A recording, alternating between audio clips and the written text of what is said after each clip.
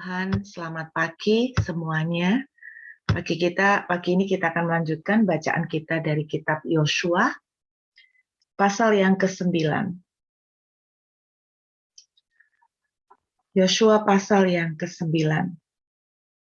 Kita lihat dari ayat yang pertama sampai dengan ayat yang ketiga terlebih dahulu.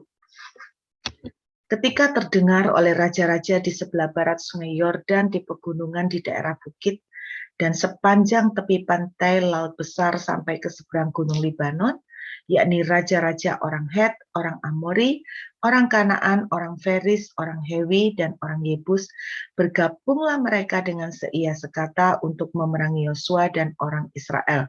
Perhatikan ayat 3, saudara. Ada di antara kalangan orang-orang Kanaan ini, yaitu penduduk negeri kota Gibeon. Ayat 3, tetapi ketika terdengar kepada penduduk negeri Gibeon apa yang dilakukan Yosua terhadap Yeriko dan Ai, maka mereka pun bertindak dengan memakai akal. Mereka pergi menyediakan bekal, mengambil karung yang buruk-buruk untuk memuatkan ke atas keledai mereka, dan kirbat anggur yang buruk-buruk yang robek dan dijahit kembali, ayat kelima, dan kasut yang buruk-buruk dan ditambal untuk dikenakan pada kaki mereka, dan pakaian yang buruk-buruk untuk dikenakan oleh mereka. Sedang segala roti bekar mereka telah kering, tinggal remah-remah belaka. Nah, saudara, cerita selanjutnya sebagai ringkasan. Orang-orang di Gibeon ini ketakutan sekali dengan bangsa Israel. Mereka mendengar bagaimana Tuhan bekerja dengan luar biasa. Lepas dari mungkin kita berpikir bahwa mereka smart, mereka punya akal supaya nggak dibunuh, tetapi kita akan melihat sesuatu yang lain pagi hari ini, yaitu saya ingin berbagi kepada saudara yang namanya beban palsu. Oke? Satu tema simpel sih mengenai beban palsu. Tanpa kita sadarin, saudara ya, kita ini seringkali dimuati, diberi satu beban yang sebetulnya bukan merupakan kehendak Tuhan. Sebetulnya beban palsu itu kita merasa seperti sebuah tanggung jawab yang harus kita lakukan, tapi sebetulnya itu bukan satu tanggung jawab yang diserahkan oleh Tuhan kepada saudara dan saya. Nah, orang-orang Gibeon ketakutan bahwa mereka tahu Tuhan Israel itu bekerja dengan luar biasa. Satu sisi saya melihat bahwa mereka ini, kalau Anda lihat di dalam Yosua pasal 10 ya, kita lihat sebentar ya, ayat 2, Yosua pasal 10 ayat 2. Maka sangat takutlah orang sebab Gibeon itu kota yang besar, seperti salah satu kota kerajaan, bahkan lebih besar dari Ai dan semua orangnya adalah pahlawan. Saudara bisa bayangkan satu kota dari penduduk Gibeon itu adalah pahlawan yang hebat-hebat. Tetapi mereka gentar juga kepada Yosua dan orang Israel. Betul janji Tuhan. Semua orang akan gentar, tidak akan ada yang dapat bertahan terhadap engkau. Bayangkan mereka kota besar yang lebih besar dari kota Ai, dan penduduknya banyak yang semuanya dituliskan semua orangnya adalah pahlawan. Bagaimana mereka merendahkan diri dari posisi kota militer yang hebat, kota yang powerful, dan penduduknya pahlawan semua, tetapi mereka mengakui bahwa mereka kalah kuat kalau dibandingkan Tuhan Allahnya Israel. Sebetulnya ini satu kerendahan hati yang bagus ya. Mereka satu kesadaran yang bagus bahwa mereka itu kecil dibandingkan dengan Tuhan Israel yang perkasa. Tetapi sayangnya mereka memakai cara dengan sedikit menipu kepada Yosua. Mereka memanfaatkan kenapa mereka berdandan dengan pakaian yang buruk. Mereka seakan-akan berasal dari negeri yang jauh, padahal mereka dekat sekali dengan posisi pasukan Israel. Mereka menyamar sebagai orang-orang yang susah sekali dari tempat jauh sampai bekalnya kering, tinggal remah-remah. Mereka sebetulnya sederhana, memanfaatkan, saya katakan gini, memanfaatkan rasa kasihan. Mereka bertampang seperti ini memanfaatkan rasa kasihan. Ada orang-orang ya Bapak Ibu yang hadir dalam kehidupan saudara dan saya yang tanpa kita sadarin mereka itu dalam tanda kutip menggunakan rasa kasihan yang kita punya. Orang Kristen itu kan kadang-kadang kita tahu bahwa orang Kristen itu dikenal kalau ditampar pipi kanan, kasih pipi kiri. Nah, ada orang-orang yang tidak bisa kita sangkal di sekeliling kita adalah orang-orang yang ngerti hal ini dan mereka tuh memanfaatkan rasa kasihan, memanfaatkan belas kasihan. Nah, sehingga apa yang terjadi akibatnya, lihat ya, ayat 15, Yosua pasal 9, ayat yang ke-15. Maka Yosua mengadakan persahabatan dengan mereka dan mengikat perjanjian dengan mereka bahwa ia akan membiarkan mereka hidup dan para pemimpin umat itu bersumpah kepada mereka. Jadi orang-orang Israel dan Yosua oleh karena mereka melihat mereka datang dengan mengemis-ngemis, merendahkan diri, menggunakan satu sisi kemanusiaan dari Yosua dan orang Israel yaitu belas kasihan dan rasa tidak tega. Sehingga apa yang terjadi, Yosua bikin perjanjian tidak akan memusnahkan mereka. Padahal kalau kita lihat dari Ulangan pasal 7, Anda tandai sebentar di Yosua pasal 9, kita lihat dari Ulangan pasal yang ke-7, Ulangan pasal yang ke-7 ayat yang pertama. Nah, saudara bisa temukan di Ulangan pasal 7 ayat 1 ini, saudara. Perhatikan ya. Apabila Tuhan Allahmu telah membawa engkau ke dalam negeri, kemana engkau masuk untuk mendudukinya, maka perhatikan, dan ia telah menghalau banyak bangsa dari depanmu, yakni orang Het, orang Girgasi, orang Amori, orang Kanaan. Nah, Gibeon itu kan orang Kanaan. Dan di dalam orang Gibeon, itu di dalam kota Gibeon, penduduknya itu orang Hewi, saudara. Perhatikan, orang Kanaan, orang Feris, orang Hewi, dan orang Yebus. 7 bangsa yang lebih banyak dan lebih kuat daripadamu. Ayat 2, dan Tuhan Allahmu telah menyerahkan mereka kepadamu. Perhatikan, ini instruksi mandat dari Tuhan.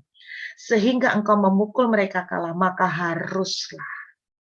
haruslah kamu menumpas mereka sama sekali. Janganlah engkau mengadakan perjanjian dengan mereka, dan janganlah engkau mengasihani mereka. Perhatikan, ada perintah yang sangat jelas. Sebelum orang Israel masuk ke tanah perjanjian, Tuhan berpesan, kamu harus musnahkan semua, termasuk orang Hewi. Jadi harusnya orang-orang yang tinggal di Gibeon, yaitu orang Hewi, itu ditumpas habis. Tetapi karena rasa kasihan, tidak tega yang dirasakan oleh Yosua, sehingga Yosua membuat perjanjian dengan mereka, tidak akan memusnahkan mereka. Nah, saudara, inilah yang saya sebut satu beban palsu. Perasaan di mana karena didorong oleh rasa tidak tega, rasa sungkan, rasa kasihan, sehingga Yosua membuat sebuah perjanjian bahwa mereka akan melindungi orang-orang di Gibeon. Mereka akan bersahabat dengan orang-orang di Gibeon. Nah, saudara, apa akibatnya dari persahabatan yang dibikin oleh Yosua?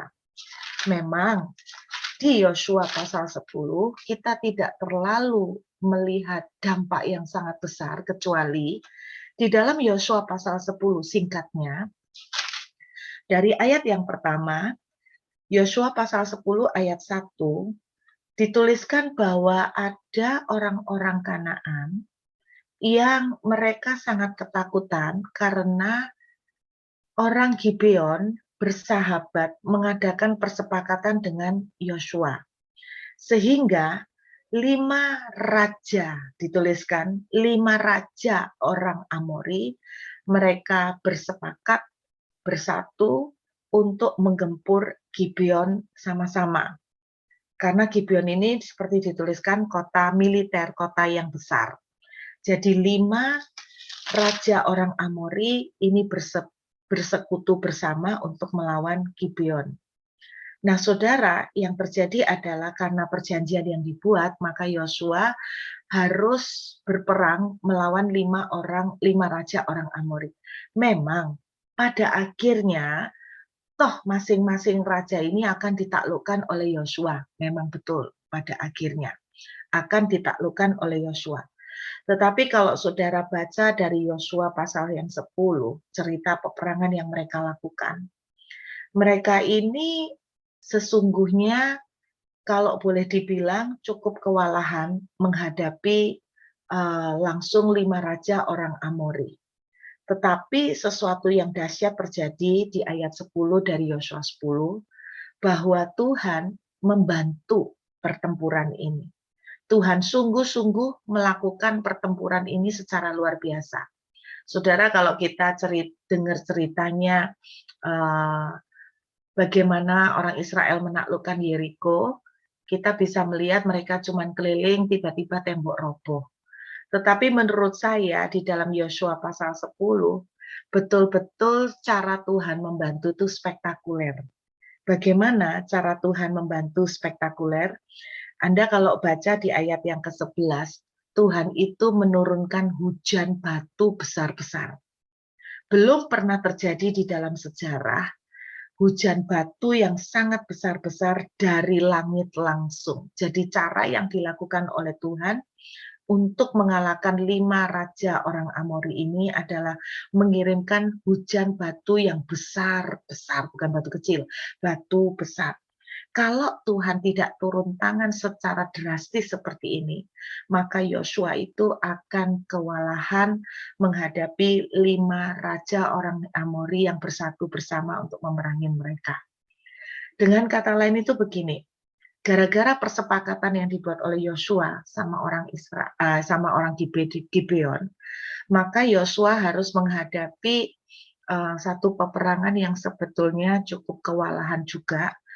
Yosua harus menghadapi peperangan yang kalau bahasa sederhana saya itu gini, peperangan yang tidak perlu, beban yang tidak perlu, yang sebetulnya memang nanti pada akhirnya akan dihadapi oleh Yosua, tetapi Yosua sempat juga di dalam peperangan ini kewalahan. Kalau Tuhan tidak turun tangan secara langsung dan secara dramatis sampai kelihatan di depan mata drastis seperti itu, maka Yosua dan orang Israel pasti akan sangat exhausted, kelelahan, bahkan sampai mungkin saya percaya bahwa peperangan itu akan cukup lama berlangsung. Ini pun kita bisa membaca dibantu oleh Tuhan dengan sangat dramatis. Itu pun mereka sampai Alkitab menuliskan sehari itu tidak cukup. Sehingga Yosua meminta Tuhan untuk matahari itu berhenti bergerak. Sebab apa? Dalam peraturan mereka kalau matahari itu terbenam, saudara, kelima raja itu bisa bersembunyi dan mereka akan semakin lama. Jadi mereka nuntaskan peperangan hari itu. Jadi saudara, intinya Yosua itu menghadapi peperangan atau tanggung jawab yang tidak perlu. Saudara, dalam hidup kita, pernah nggak Anda itu karena rasa kasihan, sehingga Anda itu dalam tanda kutip membantu orang, dan tanpa disadarin sebetulnya ketika kita itu membantu atau kita memberikan pertolongan kepada orang, kita akhirnya terjebak atau terbawa di dalam satu perjanjian, sehingga tanggung jawab terus-menerus yang membebani kita cukup berlama-lama. Dan itu yang terjadi pada kisah Yosua pasal yang ke-10. Itu yang saya namakan beban itu sebetulnya bukan dari Tuhan. Tetapi karena rasa kasihan, kemudian kita ini cinta Tuhan, kita berkata pipi kanan ditampar kasih pipi kiri. Ada berapa banyak orang yang sering konseling sama saya misalnya begini. Mereka tuh melihat ada orang yang mohon maaf tanpa bermaksud untuk menyinggung siapapun, mereka itu ketemu dengan orang yang dalam tanda kutip mungkin secara finansial itu cukup memprihatinkan. Sehingga apa? Kita itu bantu terus. Sehingga apa? Orang-orang yang kita bantu ini, dalam bahasa Inggrisnya itu disebut tuman ya. Orang Surabaya bilang tuman, saudara ya. Tuman memanfaatkan kita karena kita ini tidak tegaan, sehingga apa? Orang-orang ini jadinya kebiasaan mereka malas kerja, mereka meremehkan, mereka memandang enteng, mereka nggak punya daya juang.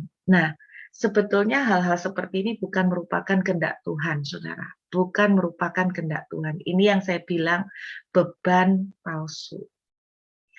Saudara tahu apa yang terjadi pada Gibeon, dan memang mereka tuh selamat. Akhirnya Gibeon itu blending dengan orang Israel. Mereka tidak pernah dibantai, tidak pernah dimusnahkan, dan memang ada salah satu orang Gibeon yang menjadi tentara Daud yang hebat, namanya Ismaya. Memang. Tetapi bertahun-tahun kemudian, ada kejadian-kejadian karena orang Israel pada waktu itu, pada masa kepemimpinan Raja Saul, pernah melakukan sebuah kesalahan pada Gibeon, yaitu sehingga melawan perjanjian yang pernah dibuat oleh Yosua. Akibatnya apa yang terjadi? Pada zaman Daud, Daud harus membayar hutang darah itu kepada Gibeon. Membayar hutang darah. Kenapa? Karena udah kadung perjanjian Yosua dengan Gibeon bahwa Gibeon selamanya tidak akan dimusnahkan. Sehingga ketika pada zaman Saul, Saul melakukan tindakan untuk memusnahkan orang-orang di Gibeon, sehingga Daud, pada zaman Daud, Daud harus membayar hutang darah itu. Dengan cara apa? Menyerahkan anak-anak Saul kepada orang-orang Gibeon. Menyerahkan anak-anak Saul kepada orang-orang Gibeon. Anda bayangkan ya, yang sebetulnya anak-anak Saul adalah keturunan orang Israel yang dipelihara, yang dijaga, malah ujung-ujungnya gara-gara perjanjian ini, keturunan orang Israel yang sebenarnya yaitu dari anak-anak Saul, akhirnya harus jadi korban untuk orang-orang Gibeon yang sebetulnya dalam tanda kutip harusnya mereka yang dimusnahkan. Jadi konyol sekali. Jadi ini yang bahayanya, bahwa bertahun-tahun kemudian tanggung jawab konsekuen yang harus dihadapi oleh orang Israel itu harus dihadapin sampai bertahun-tahun kemudian. Nah, saudara, ini yang saya bilang beban palsu itu sangat berbahaya. Mentor saya pernah ngajarin begini, bahwa kita memang punya rasa kasihan, bantu orang itu boleh, bantu orang itu harus. Tetapi kalau dalam tanda kutip kita itu harus membantu terus-terusan, sampai seperti orang Gibeon dan Yosua, kita itu masuk dalam sebuah keterikatan yang cukup panjang, keterikatan yang cukup lama, sehingga membebankan kita panjang. Nah, ini yang kita mesti hati-hati, kita mesti seperti kata Tuhan di dalam kitab Yosua pasal 10, Tuhan itu, Yosua pasal 9 dan 10, Tuhan itu menuliskan di dalam Alkitab bahwa Yosua tidak menanyakan keputusan dari Tuhan, tetapi karena rasa tidak tega. Ini yang bahaya. Nah, saudara, ada sebuah ilustrasi yaitu mengenai kepompong dan ulat sutra.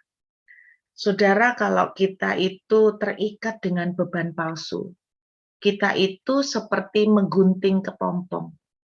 Saya ulangin, kalau kita itu terikat atau terserang dengan beban palsu, terintimidasi dengan beban palsu, maka kita itu sebetulnya sama dengan menggunting kepompong. Saudara tahu, seekor ulat, ulat sutra ya, orang bilang ulat sutra, sebelum menjadi kupu-kupu yang indah, dia itu kan tinggal di dalam kepompong. Tahukah saudara, sebetulnya Tuhan itu mengatur semuanya itu indah. Ulat itu sebelum keluar dari kepompong untuk menjadi kupu-kupu, maka dia itu harus struggle. Dia harus berjuang dengan keras untuk keluar dari kepompong itu.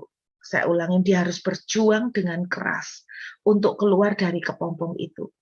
Nah, ketika dia berjuang dengan keras, ketika saudara terserang dengan yang namanya beban palsu karena sakno, orang Jawa bilang sakno, ndak tega, kasihan, sehingga saudara itu bantu terus. Saudara sebetulnya sedang mempermudah ulat sutra ini, mempermudah ulat ini untuk keluar dari kepompong. Karena saudara ndak tega lihat dia menggeliat. Saudara ndak tega lihat dia itu berjuang dengan mati-matian. Saudara merasa kasihan sehingga apa yang saudara lakukan?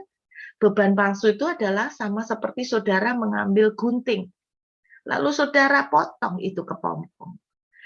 Kemudian saudara berpikir dengan menggunting kepompong, saudara itu akan bantu ulat itu sehingga dia tidak perlu struggle keras. Sehingga dia bisa keluar jadi kupu-kupu dengan bagus. Tetapi Anda tahu nggak bahwa Tuhan itu mendesain ulat itu untuk struggle di dalam kepompong?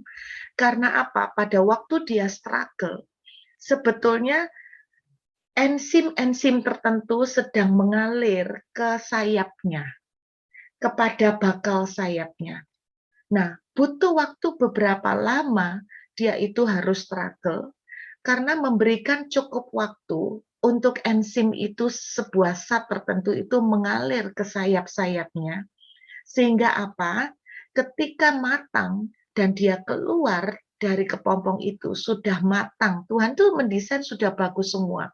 Jadi waktunya tepat, dia keluar, dia itu matang. Sayap yang terbentuk itu menjadi sayap yang dewasa, sayap yang matang, sehingga kupu-kupu itu bisa tahan hidup lebih lama. Tetapi ketika saudara dan saya memotong kepompong, maka yang terjadi, kupu-kupu itu, sayap dari kupu-kupu itu tidak punya cukup waktu untuk dialiri enzim yang menguatkan dia. Sehingga ketika dia keluar, saudara tahu apa yang terjadi, dia bisa terbang sebentar dan tidak lama kemudian dia mati karena sayapnya, betul, sayapnya tidak kuat, sayapnya cacat. Jadi ketika saudara kasihan, ketika saudara tidak tega, itu seringkali kita justru bukan menolong orang, tapi sebetulnya tanpa saudara dan saya sadari, kita justru membunuh mereka. Karena apa? Kita sedang mengangkat proses pembentukan yang Tuhan telah desain dalam kehidupan mereka.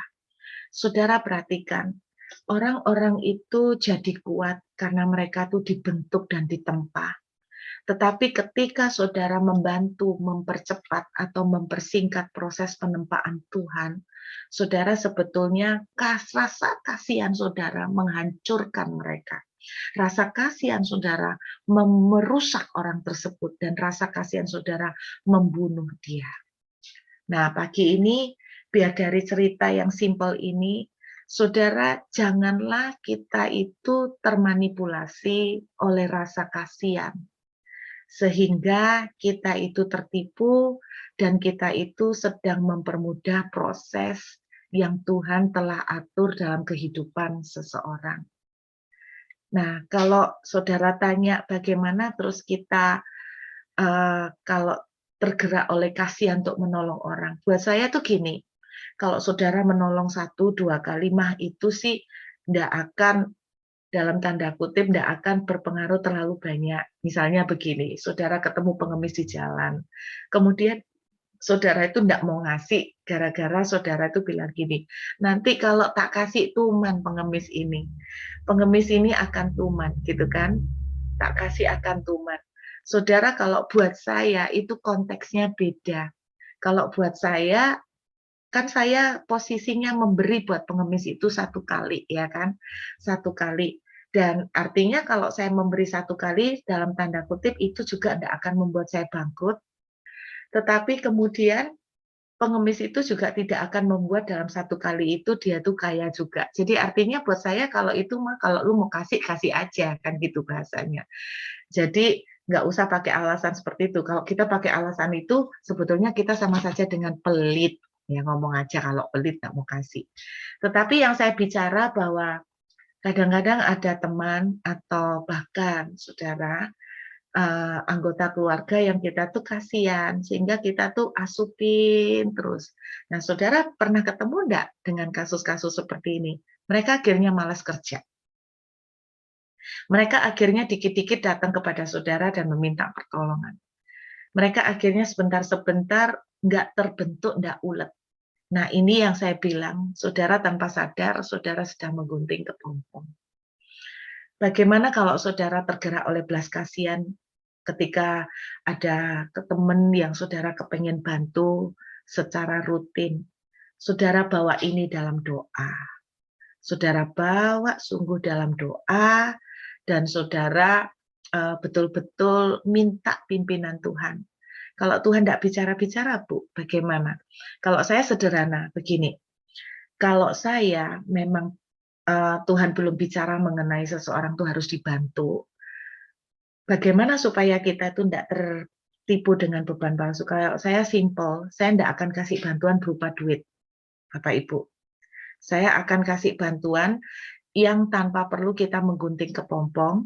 Jadi, misalnya tuh begini, saya akan misalnya komitmen, oke, aku akan bantu menyediakan susu untuk anaknya, misalnya seperti itu. Jadi satu beban itu kita udah tolong. Jadi jangan ambil semuanya, supaya apa? Supaya dia juga tetap belajar untuk berjuang bagaimana menghidupi keluarga, supaya dia juga tetap berjuang untuk bekerja. Nah, kalau saya sih seperti itu, kalau memang kita tergerak untuk karena kasihan membantu seseorang, maka kalau saya di dalam praktikalnya, saya tidak akan bantu berupa duit, Bapak Ibu. Saya akan membantu berupa misalnya kasih susu untuk anaknya, atau membiasiswai, misalnya untuk anak-anaknya sekian setiap bulan. Jadi, saudara bisa ngerasa nggak bahwa ketika saudara bantu terus tiap bulan, sampai akhirnya orang itu kebiasaan dan orang itu dikit-dikit mengandalkan dan meminta sama saudara. Akhirnya dalam perjalanan saudara juga jengkel-jengkel sendiri, betul nggak? Tapi saudara jengkel-jengkel sendiri, saudara itu nggak bisa apa-apa karena juga kasihan. Jadi saudara akhirnya di dalam saudara sendiri terjadi konflik batin. Mangkel-mangkel sendiri, marah-marah sendiri, tapi ya sakno, ya kasihan. Nah, itu yang akhirnya kita itu tidak sejahtera, kita itu tidak bisa sukacita. Akhirnya tadinya tujuan untuk membantu juga semuanya akhirnya tidak ikhlas, tidak tulus. Semuanya juga percuma. Nah, saudara, be careful dengan yang namanya beban palsu.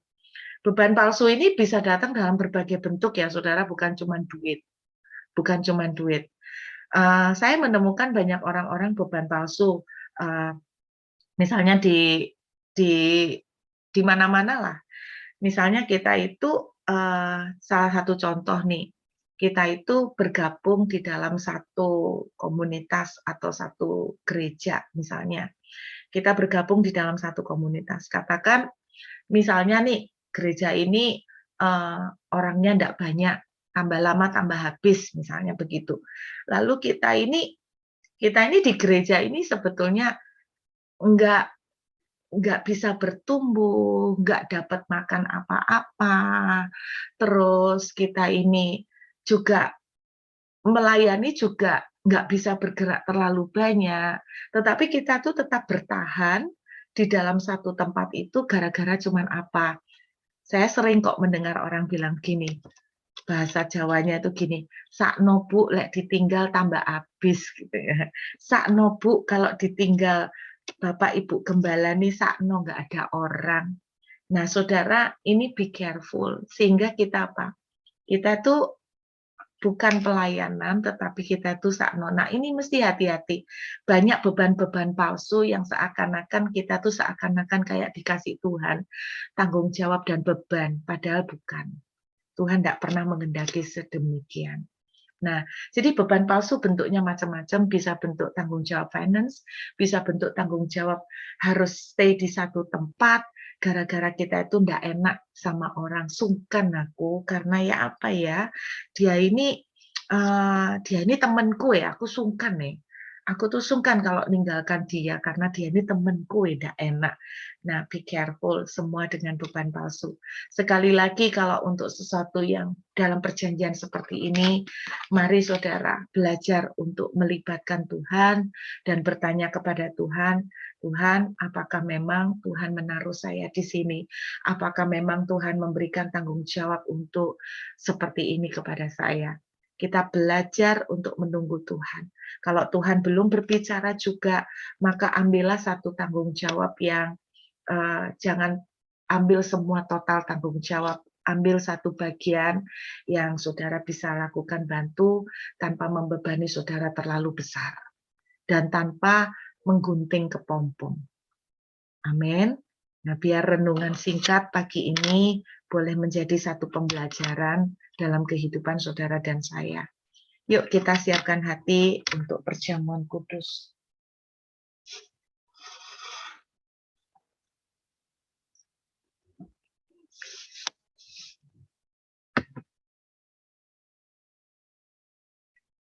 Mari kita berdoa sama-sama. Tuhan, terima kasih. Ajarin kami Tuhan untuk kami mulai belajar mengerti kehendak-Mu. Bahwa tidak semua tanggung jawab itu kami harus ambil. Tidak semua tawaran pelayanan sekalipun yang kami harus lakukan semua sehingga pada akhirnya tanpa kami sadar kami terseret dalam kelelahan, kami terseret dalam keletihan karena semuanya kami ambil karena kami kasihan, karena kami takut untuk menolak. Saudara, biar kami belajar untuk menjadi orang-orang yang makin tajam di dalam menangkap kehendak Tuhan. Sehingga kami sungguh-sungguh bisa melakukan kehendak Tuhan yang sempurna. Terima kasih Tuhan, kami mengucap syukur. Terima kasih Tuhan. Mari kita angkat roti di tangan kita. Tuhan, inilah tubuh-Mu yang telah dipecah-pecah buat kami. Kami percaya saat kami makan roti ini, tubuh kami yang kami hidupi sekarang telah diganti dengan tubuh Yesus yang sehat, yang sempurna. Sehingga kami katakan pada pagi ini, semua sakit penyakit kami tolak di dalam nama Yesus. Semua konsekuensi dosa yang menimpa pada tubuh kami tolak di dalam nama Yesus. Kami tolak kemandulan, kami tolak kekeringan di dalam nama Yesus. Dan tubuh-Mu yang telah dipecah-pecah menggantikan kami. Tubuh kami menjadi sehat, tubuh kami menjadi fit dan prima. Terima kasih Bapa, kami makan dengan iman dalam nama Yesus. Mari kita makan dengan percaya dalam nama Yesus.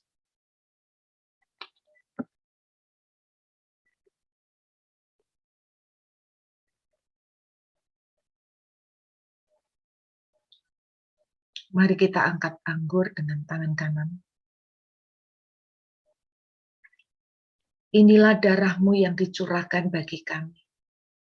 Firman-Mu berkata, bukankah ini adalah koinonia dengan darah-Mu? Kemenangan yang telah diterima oleh-Mu ya Tuhan, Kau berikan kepada kami oleh karena darah-Mu. Kemenangan atas kutuk, kemenangan atas segala dosa. Dengan darah-Mu yang kami minum menjadi satu, mengalir dalam setiap pembuluh darah di tubuh kami. Kami percaya semua tubuh kami dari ujung kepala sampai ke kaki menjadi sehat, menjadi dikuduskan kembali. Hidup kami didamaikan dengan Tuhan. Segala kutuk telah dipatahkan di dalam nama Yesus. Kami terima darah-Mu Tuhan di dalam nama Yesus. Mari kita minum anggur ini dengan iman percaya.